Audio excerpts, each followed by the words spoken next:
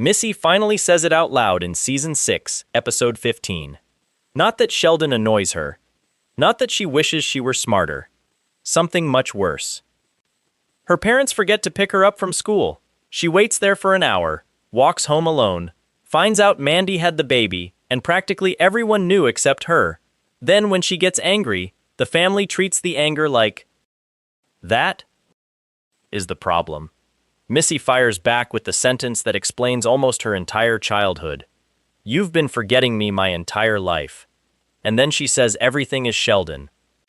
That line changes the whole show, because suddenly all those years of Missy insulting Sheldon don't look like a sister who hated her brother. They look like a kid screaming at the person standing in the place where she wanted her parents to look. And the crazy part? The writers told us this 4 seasons earlier. Season 2, Episode 5. The twins are taken to a university research study. Everybody expects Sheldon to destroy Missy. Math, logic, puzzles, tests. That's his territory. But then the researchers stop measuring the kind of intelligence Sheldon understands. They show the twins pictures of people and ask what those people might be feeling. Sheldon sees objects. Missy sees relationships. She notices who's upset, who's being excluded, who likes whom, what someone's body language is saying before anybody explains it. The researcher basically tells her she notices things other people miss. Then Missy accidentally explains. Why?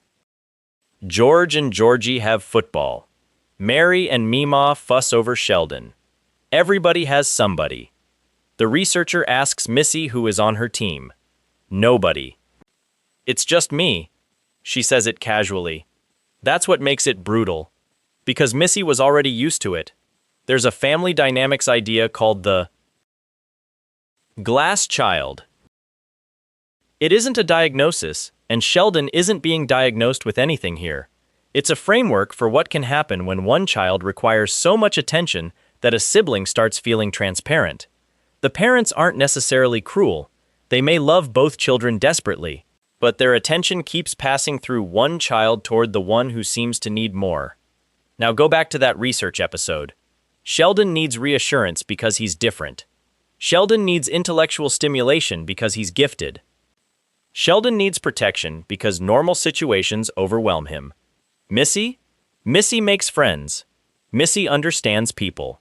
Missy can handle herself. Perfect. Except being the child who can handle herself becomes the reason nobody checks whether she should have to. And here's where the Missy hated Sheldon argument completely falls apart. Season 4, Episode 1. Graduation. Sheldon is terrified. College is coming, everything is changing.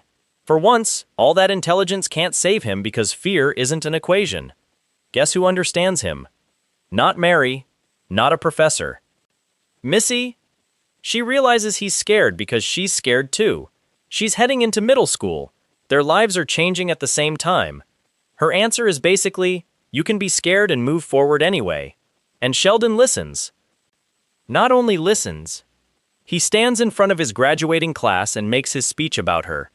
Missy, this is for you. He calls his twin sister brave.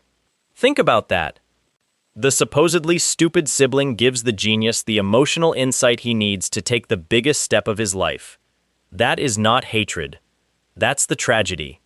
Because Missy keeps showing up for Sheldon emotionally even while resenting the amount of emotional oxygen surrounding him. Strip the comedy out of their bedroom scenes. She calls him names, threatens him, rolls her eyes whenever he starts talking. Funny. Until you remember these two sleep feet away from each other while everybody else's attention keeps orbiting Sheldon. She isn't trying to destroy him.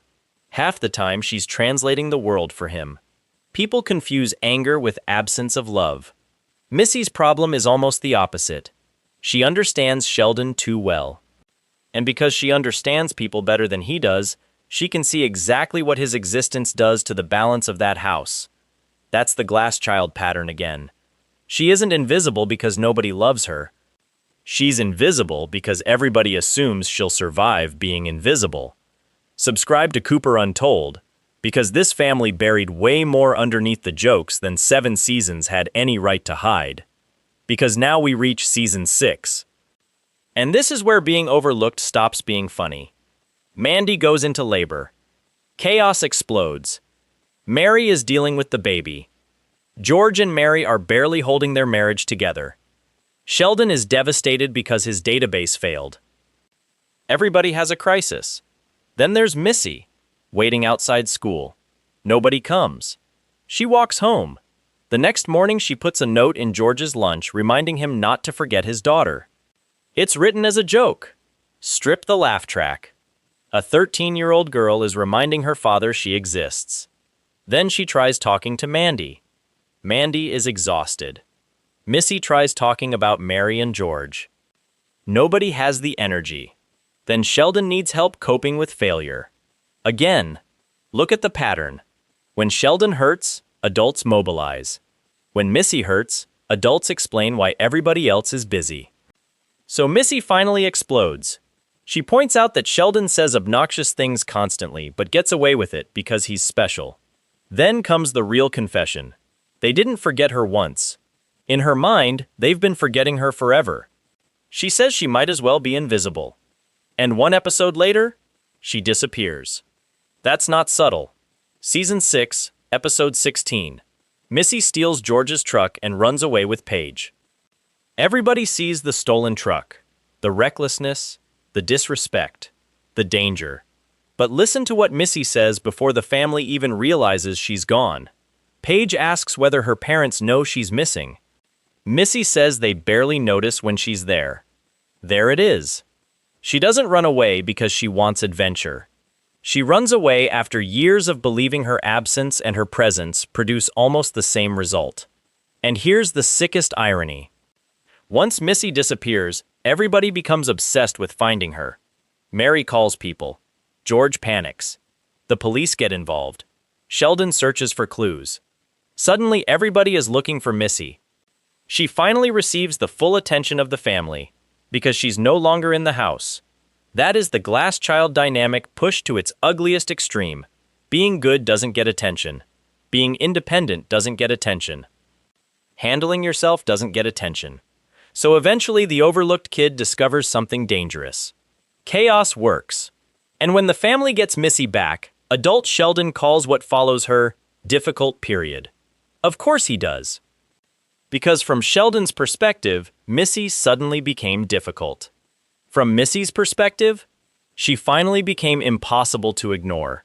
But there is one scene that proves this was never really about hating Sheldon. Season 7, Episode 13. George is dead.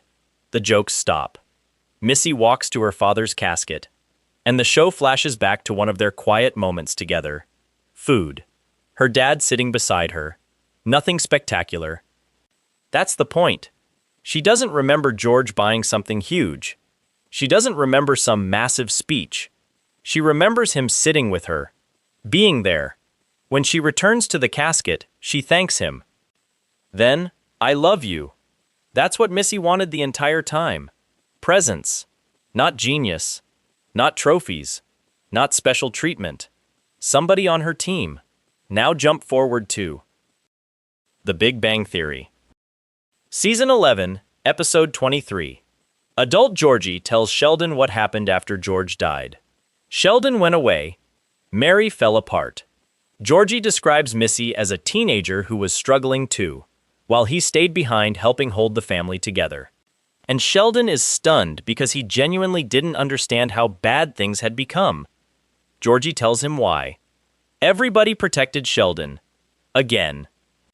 Even during the worst moment that family ever experienced, Sheldon's path forward was being protected, while everybody else absorbed the damage back home. Now Missy's entire childhood looks different. Her sarcasm wasn't the story. It was the smoke. The story was the girl underneath it. The girl who could read everybody else's emotions before Sheldon could identify them. The girl who knew when Sheldon was scared and gave him the words he later used in his graduation speech. The girl who kept getting called difficult whenever being easy stopped working. The girl who literally said nobody was on her team years before she stole that truck. Missy didn't want Sheldon's brain. She didn't want his college. She didn't want his professors. She wanted something Sheldon received so constantly that he barely realized he had it. To walk into a room and know somebody was already watching. So the next time you rewatch Young Sheldon, don't watch Missy whenever she's screaming. Watch her 30 seconds before she screams. That's where the real story is. Watch who gets comforted. Watch who gets asked what happened. Watch who everybody rearranges the family around. Then watch Missy realize, one tiny scene at a time, that being the child who needs less can become the child who gets less. And once you see that, you can't unsee her. That's the file Cooper Untold should have opened years ago. Because Missy never hated Sheldon. She hated